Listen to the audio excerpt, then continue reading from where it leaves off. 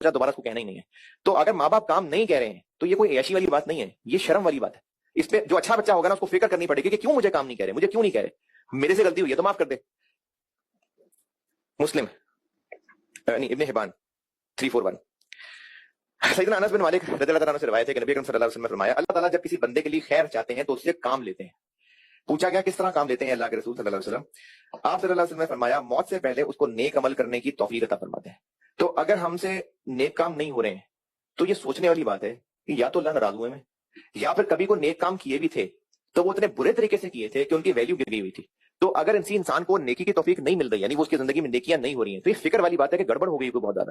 یعنی اگر کوئی نماز نہیں پڑھ رہا تو یہ اس کی چوائس نہیں ہے کہ وہ نماز نہیں پڑھ رہا, اس کو یہ سوچنا چاہیے کہ مجھ سے ایسا کیا بڑا مسئلہ ہو گیا ہے کہ مجھے نماز کی توفیق نہیں مل رہی ہے. یقیناً کوئی ایسا اور بڑا مسئلہ ہوا ہے کہ اسے نماز کی توفیق چھن گئی ہے. اگر کسی وجہ سے وہ کوئی اور نیکی تھا وہ جو نہیں کر پا رہا, تو اس کو یہ سوچنا چاہیے کہ مجھ سے کوئی اور بڑی حرکت ایسی ہوئی ہے جس سے مجھے اس نیکی کی توفیق چھن گئی ہے. تو اللہ تعالیٰ جب کسی کے ساتھ خیر چاہتے ہیں نا تو اس سے کام لیتے ہیں. تو جو لوگ نیکیوں کے کام میں انوالو ہیں تو ایک نشانی ہی یہ کہ وہ کام قبول ہو رہا ہے کہ بار بار موقع مل رہے ہیں, بار بار نیکیوں کے موقع مل رہے ہیں. کل ملاقات ہوگی.